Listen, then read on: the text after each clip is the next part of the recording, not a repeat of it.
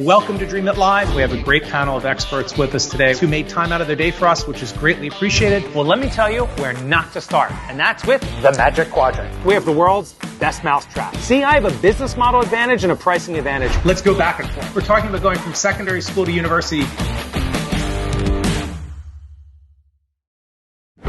Hi, I'm Steve Barsh, Managing Partner at Dreamit Ventures, streaming to you today from Philadelphia, and welcome to Dreamit Live. Today's show, our guest is going to be Joel Peterson. Joel is chairman of this small little airline called not so small, not so little, Chairman of JetBlue Airways. He is a professor of Stanford's Graduate School of Business, where he teaches courses in real estate, entrepreneurship, and leadership.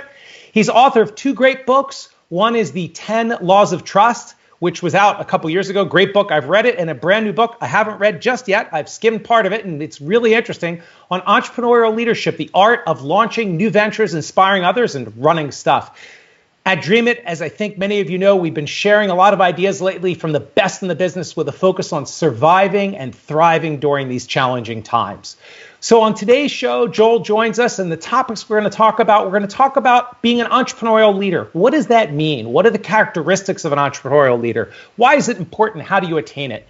We're going to talk a lot about trust. It's so critical to an organization's success. So what are the methods that leaders can use to increase trust, particularly with a remote workforce, which is the situation most of us are in today? Also, how do you reinvigorate a team's sense of mission and cohesiveness when everyone is virtual? And the last thing we'll hit upon is, in times of crisis, for the best leaders, where are they focusing their efforts and all of their energy? So the goals of our show, just to know as a reminder, it's to help startups, founders, and others in the whole global startup stack, point out ideas you can hopefully learn from, and what's success for us. You're helped, you pick up a few gems, and you're a little bit entertained. So if you strongly agree or disagree with anything we're saying, if you have questions, please put them in the comments. At the end of the show, we're going to take 10 minutes of live questions, at least 10 minutes, Q&A with Joel. He said he's welcome. He's happy to stay with us. In the interim, let's dive in. Joel, welcome to Dreamit Live. Thanks for coming in today. Great to be with you, Steve. Great to be. So thank you for joining us. And you're in, so what did I miss, by the way, in your background and your bio? You have such an interesting bio. You've done so many things. Did I miss anything?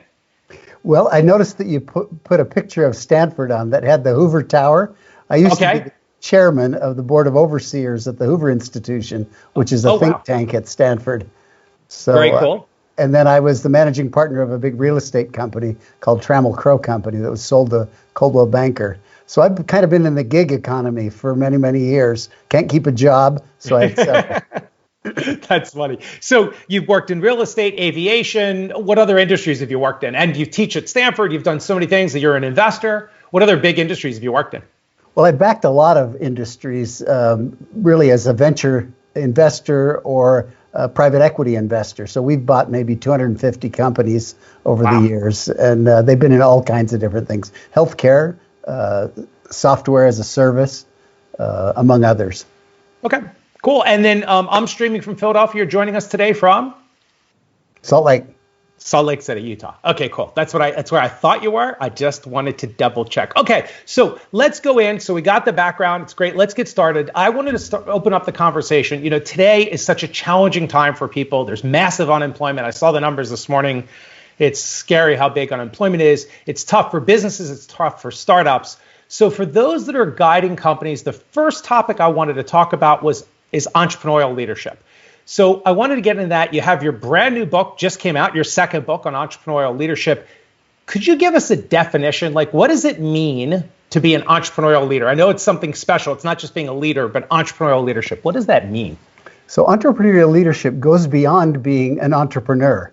Entrepreneurs innovate, they light fires, but the entrepreneurial leader actually creates durable change. Other people can lead it. They can do other things. They actually make sure that businesses can be managed, that they can be administered. They have political skills.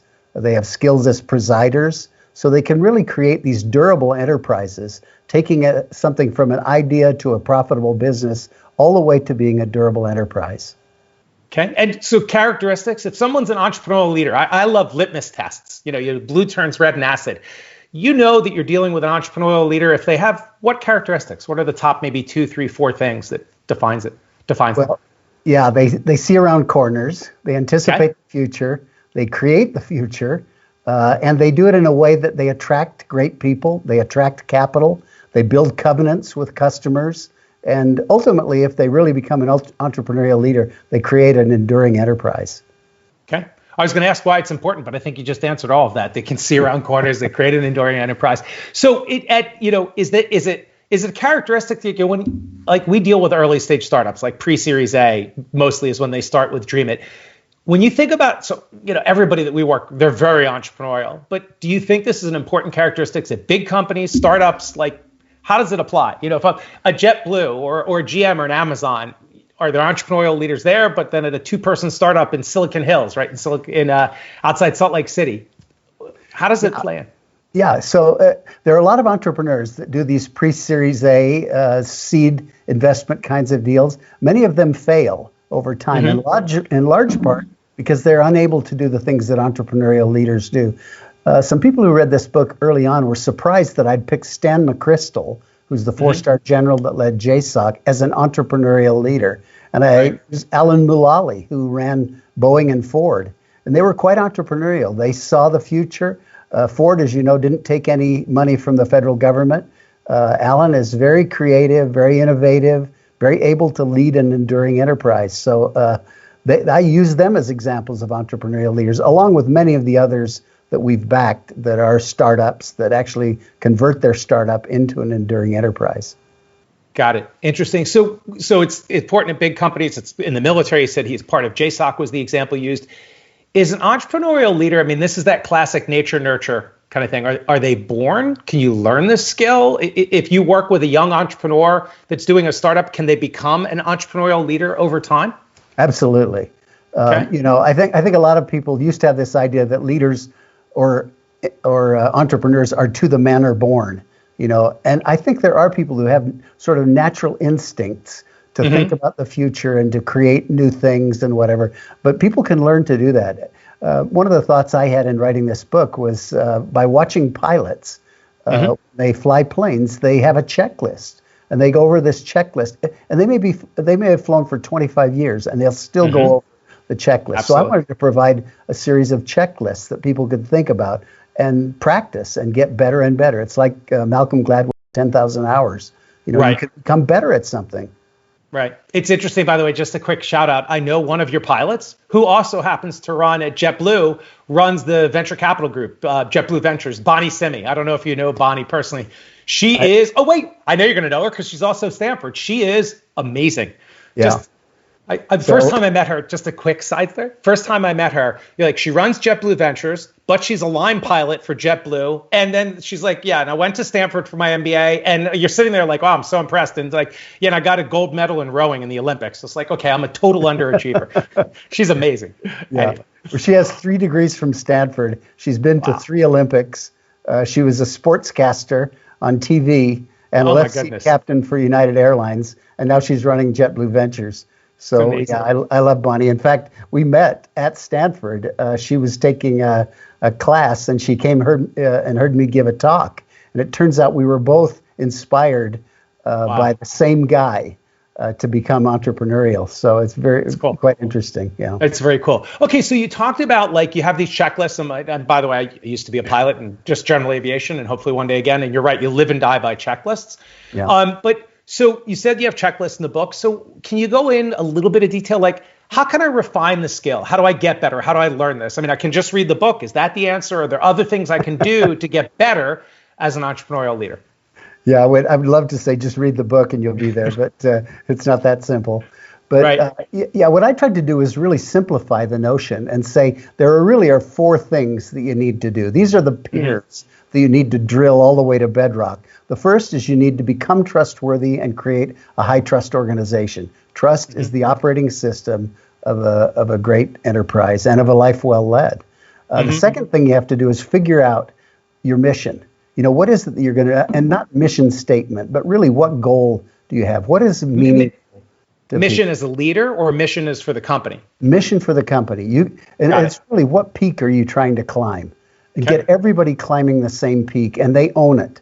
They're excited about it. You don't have to motivate anybody when they're climbing the same peak and are excited about it. So getting the mission right and articulating it properly. The third thing you have to do is you have to bring on a great team. That means sourcing the right people, interviewing them, doing due diligence, onboarding them, assigning them, demoting them, promoting them, and ultimately letting go the ones that don't perform. So by the time you've got a high trust culture, you've got clarity about which peak you're climbing, and you've got a great climbing team that are belayed, then the question is delivering on your promises, delivering results.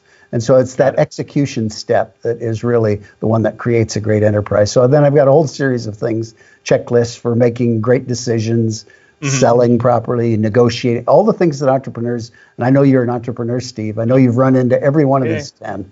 And so I'd be interested in, when you've read the book, to tell me which ones ring true to you. I will. I bet you. Yeah. The Trust was great. I read that book. It was terrific. I read the second. Right. I read the first edition, not the second edition. But okay, we'll get. So let's transition. Let's go deeper. Right. Let's hit our second topic: the 10 laws of trust. You were saying, like, to be an entrepreneurial leader, the first thing you brought up was you need to be trustworthy. So, leadership, has a lot to do about trust, like you were talking to. Let's get into that detail. So your previous book was the 10 laws of trust. Can we go through, and I think Dustin will bring up, what are those 10 laws of trust? Can we kind of drain through that and give us an overview? Yeah, well, so it really starts with integrity. If you're not trustworthy, the way that you build trust is by delivering on promises. And so effectively, if you are able to do that, people will start to trust you. And whenever you break promises or fail to deliver on time, on budget, the deliverables people expect, you're making a withdrawal from the trust account. But there's more than that, more than just you being trustworthy. You have to do the things that initiate trust within a culture. So building a high trust culture will actually mean you can do a whole lot more than you can in a low trust culture. Low trust cultures are driven by power. They're driven by politics. High trust cultures are driven by shared values. So then what's the whole... Go ahead. Yeah. How do you build high trust culture? Is there any little secret 1 or 2 tricks, so you have that high trust? So I think there are 10 tricks, and I call them the laws. And I think it starts out with people understanding that trust is derivative of character, competence, and the authority to deliver on promises. If all 3 conditions aren't present, the trust is kind of a pseudo trust. It'll fail you over time. So building on these 10 laws, I think the next thing is that you have to show respect for people. If you don't show respect, not just for anybody in your organization, but for consumers, for competitors, people say, gosh, if I were on the other side, would they act that way about me? So I think respect is a really key element to building high trust. And then I kind of go, the list is on your screen there. You can see. Yeah. So anyone that you want to talk about, I'd be happy to chat about. So let me, I'll pivot a little bit. Let's just see. So what measures, that type of thing. So let's keep going. So what happens, or what have you seen as your experience, again, whether they're startups or earlier stage or later stage, or, an airline or Trammell Crow in real estate, what happens when an organization doesn't have a high trust culture? What are some of the characteristics? Again, it's almost like a litmus test. When there's not a high trust culture, when these types of things are happening or not happening. How would you define that? Things start to move slowly. Politics takes over. The most powerful win, not the most potent idea. This idea that the best idea wins happens in high trust organizations. High trust organizations also have conflict, because people are debating things. They can be noisier than low trust organizations. Low trust organizations are like hospitals. Everybody's sick, but nobody's saying anything. So things go underground. The culture is sick. It's toxic. There's lots more turnover. In high trust organizations, people feel respected. They feel like they're members of a winning team and they're doing something that they care about. And so decisions get made more rapidly. They are more flexible. People can change their minds and go different directions. And so that's one of the things you see in a lot of these entrepreneurial enterprises is people change their minds. They go different directions. Markets change, people change, and there's no recrimination. People trust each other and they move quickly. Okay. So let's a little bit more on trust. So for most companies these days, they're a remote workforce globally, right? We're all going through a global difficult time. So if I'm in an organization and I'm trying to increase trust and become more of a high trust organization, but everybody is a remote workforce now, everybody's working from home. Do you have any, sage advice or ideas, those 10 laws of trust when everyone's remote?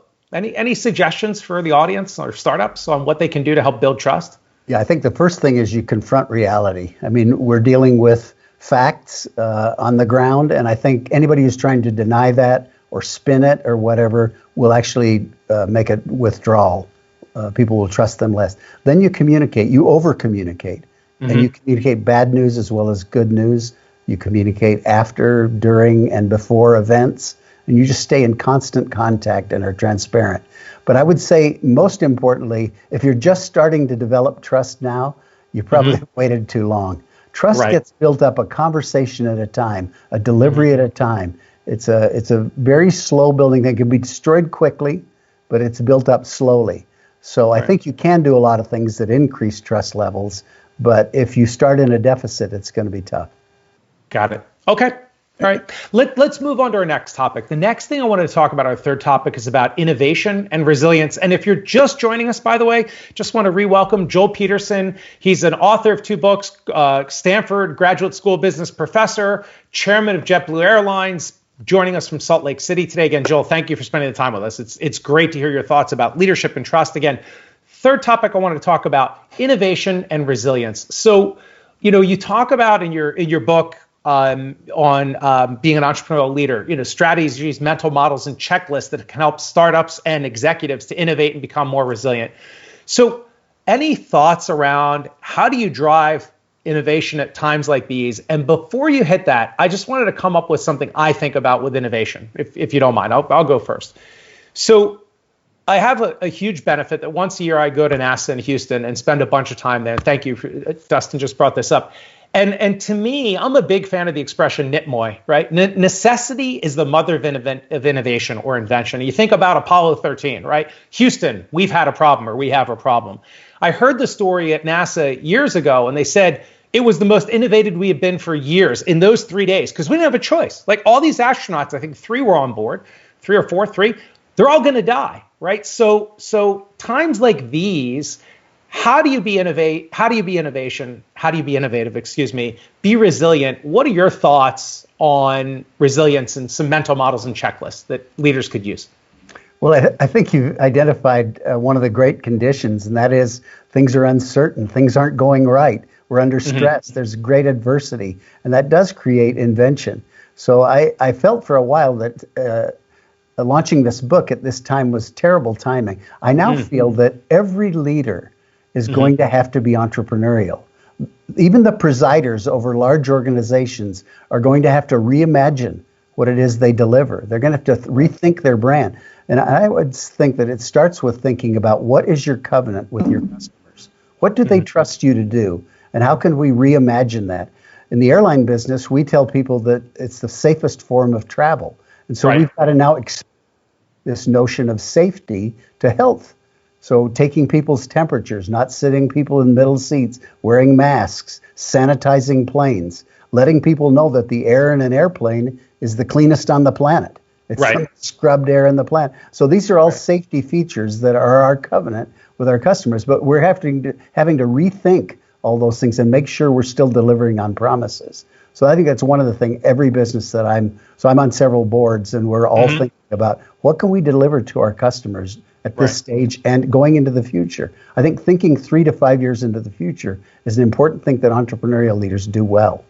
Right. It's just like you said, seeing around corners or seeing into the future. And we've seen that too. Like we've had a lot of great startups where you meet an entrepreneur who's a leader and they're almost foreshadowing the future. Like they're telling you what's going to be 3 years from now. And it's almost like they're clairvoyant, but they have such a vision and you actually believe that they can execute and get you to that vision. It's really kind of cool.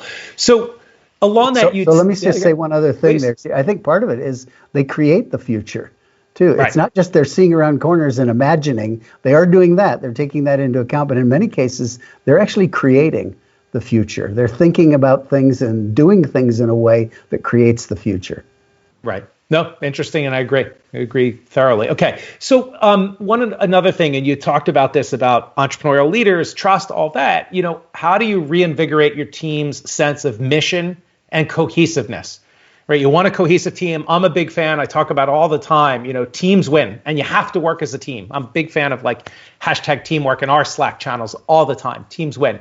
So any thoughts, again, kind of checklists and ideas? Everyone's virtual. What are some best practices and strategies around sense of mission and cohesiveness and teamwork? Thoughts? Well, I think it actually is really important to articulate your mission clearly, to reinforce your values, to be clear about which peak you're climbing, and communicating, over communicating. I find that communicating to lots of people at once is harder in a virtual world. If you can have one-on-one conversations or 5-on-1 conversations, the virtual world actually works pretty well, and people are getting better at it. So I think you almost can't do that enough. But so in any event, I think those are a couple of things. I think another thing that that entrepreneurial leaders do is they're action oriented.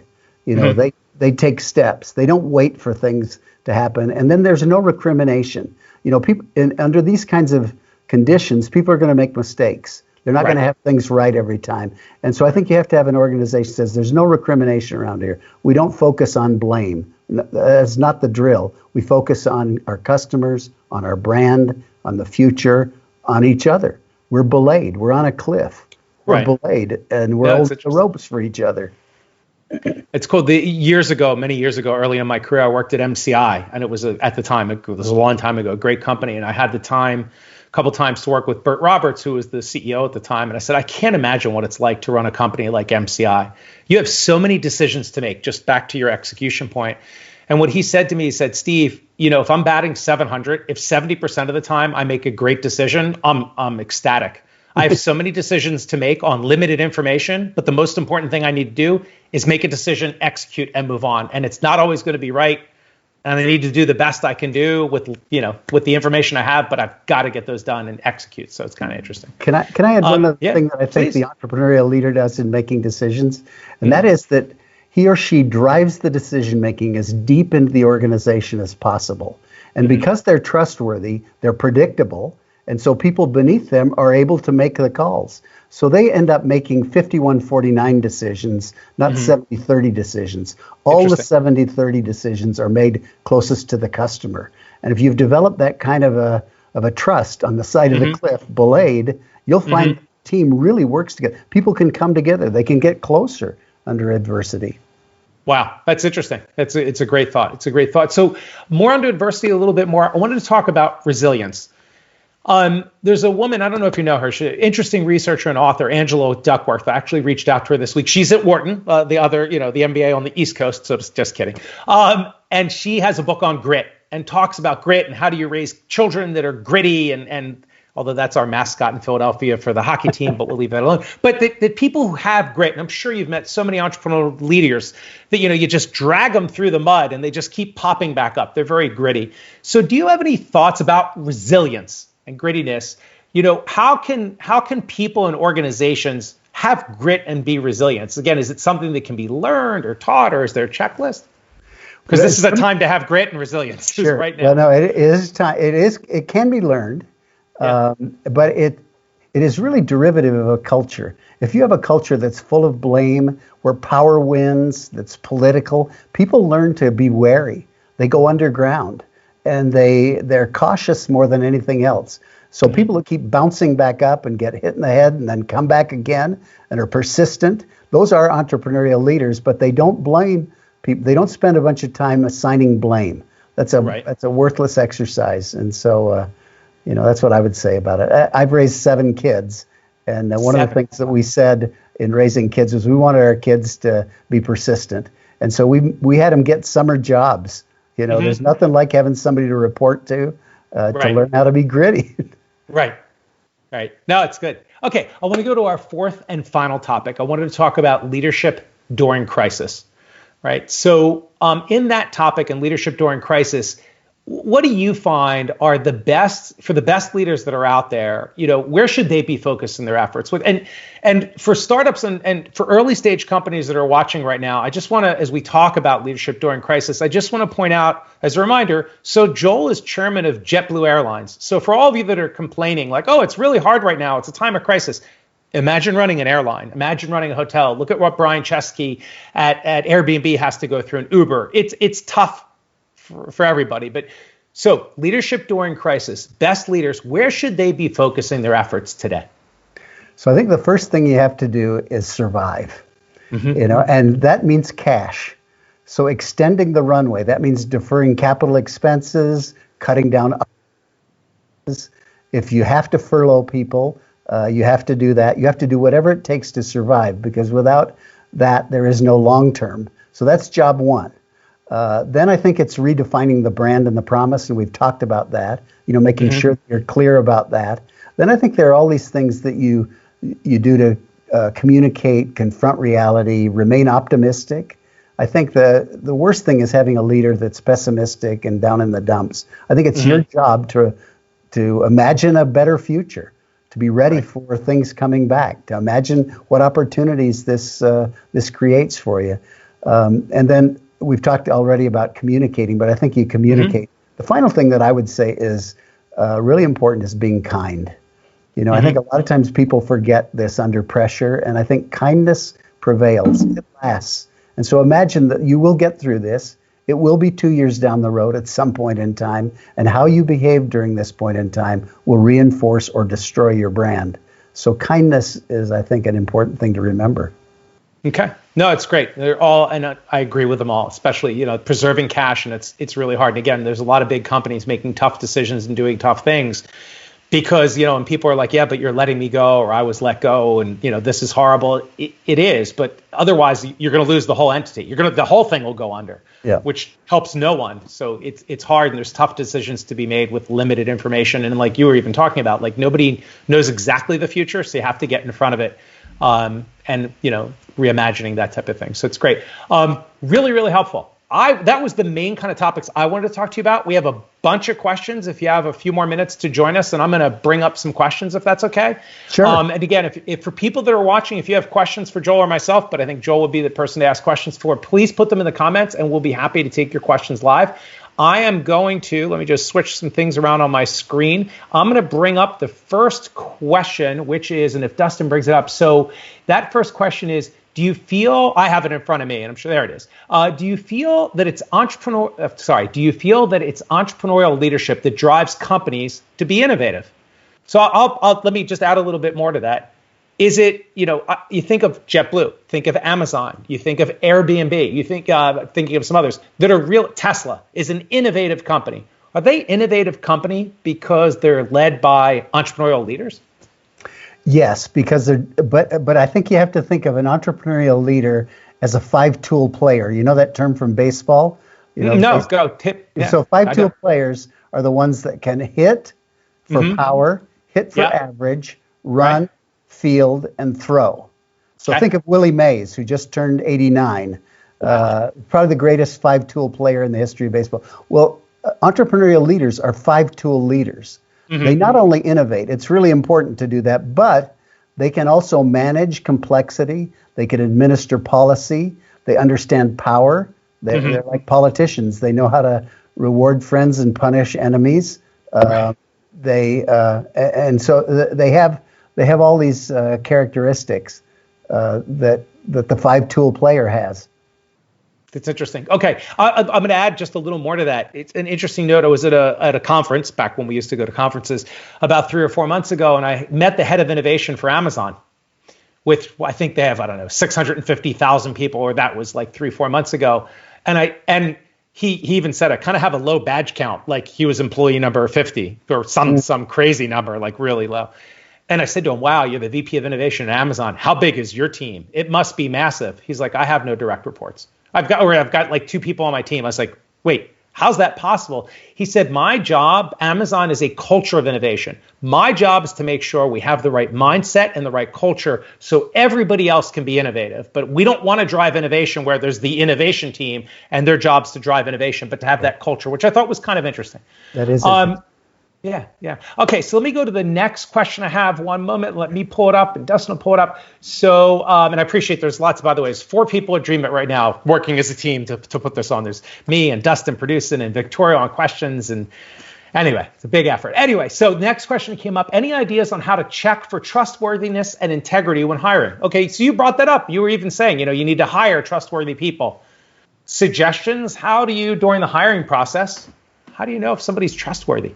Well, let me just say that, so that's a hard thing to do, and you do reference checks, and you do all the normal things. But let me just tell you a little story about, you mentioned that you'd read the first edition of 10 Laws of Trust. Yeah. Well, it was bought by HarperCollins, and HarperCollins wanted to do a second edition, but they said you're going to have to put 30% more material in it. What do people ask you when you talk about it? And the first one was, how do I know if my organization has a high, medium, or low level of trust?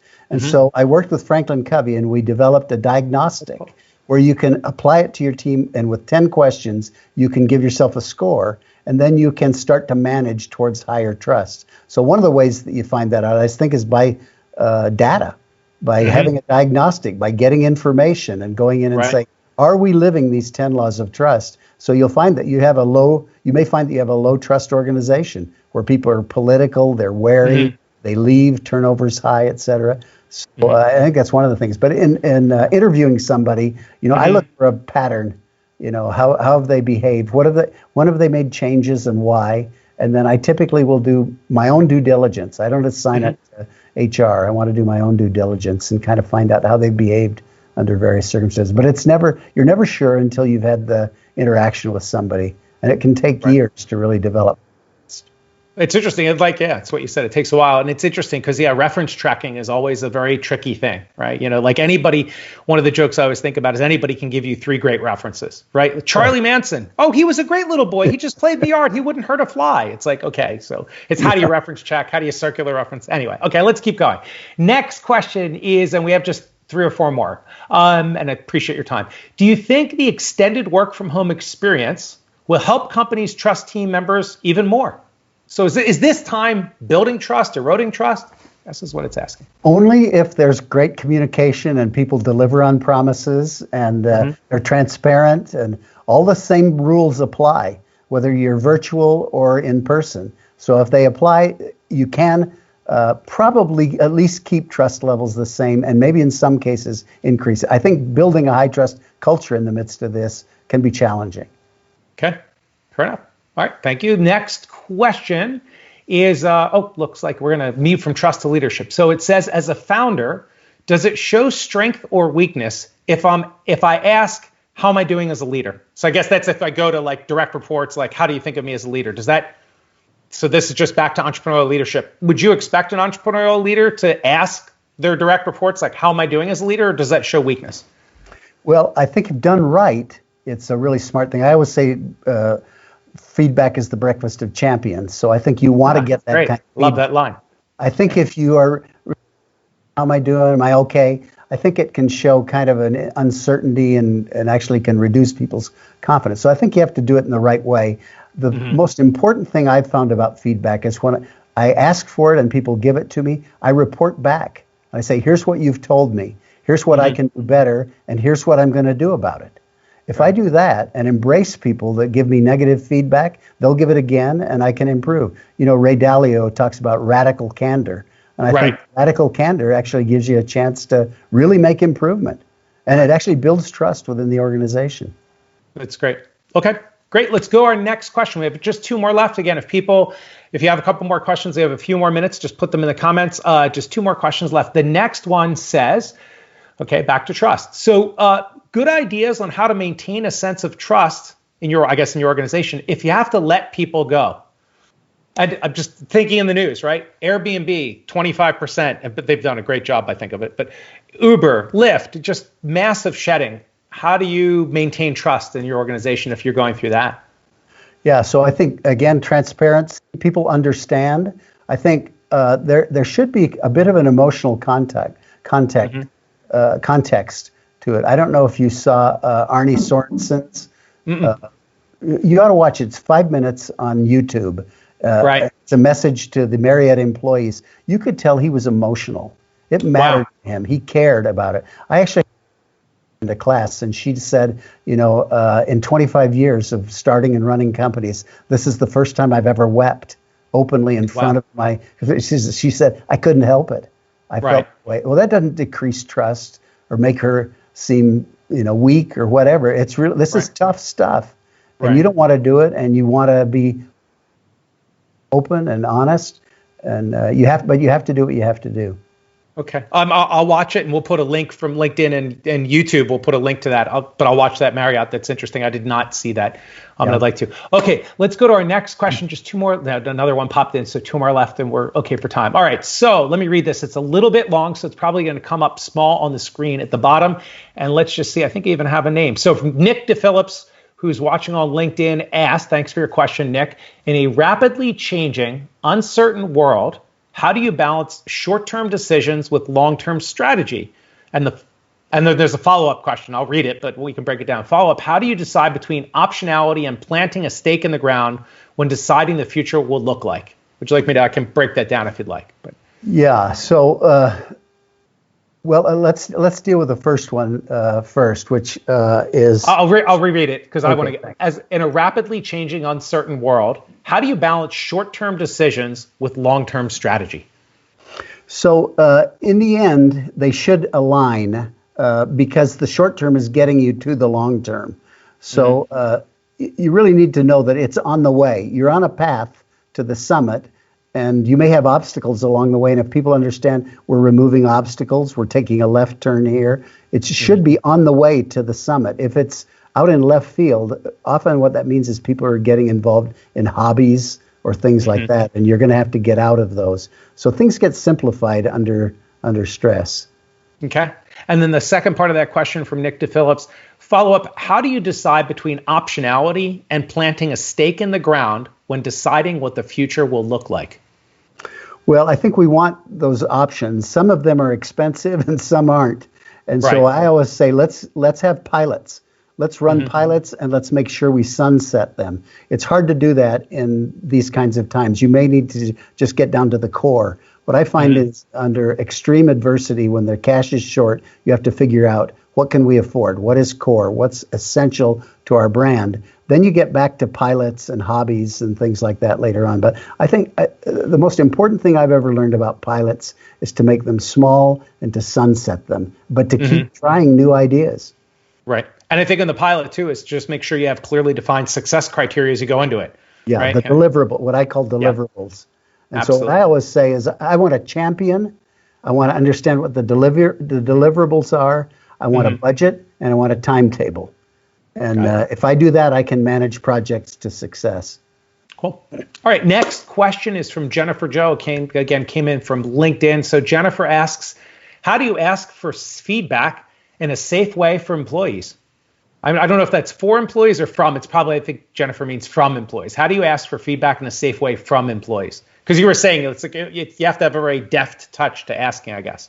Yeah, one of the things I used to do is I would call a meeting after the meeting or the sales call or whatever and say, I want to know how we did on that. Let me first give you my assessment of what I did. And I would pick something that I didn't do very well. I kept selling after the sale was made, or I talked too much or whatever. What do you think? With that self-criticism, people feel comfortable, say, well, I thought that happened too. Here's what I did. And pretty soon it becomes fun. And people say, isn't it fun? We're getting better. We're sharing this feedback. So I think you have to lead by example. And that means you never punish anyone who gives you any kind of criticism. You embrace it. You say, let me think about that. Let me try to learn from that. Here's what I'd like to try to do about that. So that's how you start it. So I want to give just a drop of behind the scenes for Dreamit Live, just so you know. Like if you have a chance after this, when we drop off of the live broadcast, we actually typically will say, what did we do right? What did we do wrong? How can we do better? When you come off of that, we then as an internal team, because we keep doing these every week, okay, what went right? What went wrong? Where we get lucky? And I'll sit there and I went too long on this. It's the same type of thing. It's interesting. We can always constant improvement. It's just relentless improvement. So interesting. Okay. Jennifer, thanks for your question. Last question we have up is from Matthew Hughes. Again, it's kind of long. I'll read it to you. So Matthew, thank you for your question, asks, from an investment standpoint, how are companies and our VCs thinking about ensuring health checks and more specifically mental health checks in the future of business? Well, that's... Yeah, so I just have to say I haven't thought a lot about that other than just checking in with people. I know that we're here at Peterson Partners, we're thinking about who's vulnerable, and we're calling them and we're spending a lot of time with them. So that's kind of what we're doing. I've not thought about it as a generic issue, though. It's a great question. It is a great question. I'm sure there are people that are under a lot of stress and are going to need help. Yeah, and it's interesting. We had on last week on Dreamit Live, Sarah, who is a great HR person and actually has a psychology background. And we were starting to go through, and I think she's going to be back on in June to kind of, with a couple other chief people officers. We have a couple CPOs that we want to do kind of a 3-person panel and start to get into these issues. Like, how do you manage a large organization and deal with the healthcare and the mental health issues? Because people are, major post-traumatic stress disorder is going to come out of this whole event. Especially when people are very fearful about what might happen again in the fall or what's going to go going on. Okay, those are all of our questions. Thank you for staying with us so long. I really appreciate it. Joel, thank you for being on. I'm just going to hit a couple things, and if you can stay on afterwards, we'd love to ask you those questions. How can we do better? Let me just get to the outflow of those. Joel, thank you for joining us today. Again, if you've been watching us, Joel Peterson, who's chairman of JetBlue and an author of 2 books. Check out his latest book. I've read the first one. I'm going to finish reading the second one shortly. I'm looking forward to it, and also teaches at Stanford. Just to talk about some things coming up, please catch our upcoming Dreamit Live next week. You can find all episodes of past and present at dreamit.com/live. May 13th, I think Wednesday of next week, Steve Case is going to be on, co-founder of AOL. Today he leads Revolution Partners and Rise of the Rest. We're going to be talking about startup challenges and the future of work. Like, is work going to shift? What cities are people going to be working from Salt Lake instead of in Silicon Valley? What's going to happen with all of that? Also, please check out our Dreamit Dose on YouTube. These are short 5 to 7 minute videos, all on pragmatic techniques. They're all the things that we see startups make mistakes on again and again. So we shoot these Dreamit Doses. Please check it out on YouTube. Again, Joel, thanks for joining us today. It was terrific. Stay safe, stay well. Thanks for streaming in from Salt Lake City. Thanks, everybody, for watching. Stay well and stay safe. Thank you. Thank you, Steve.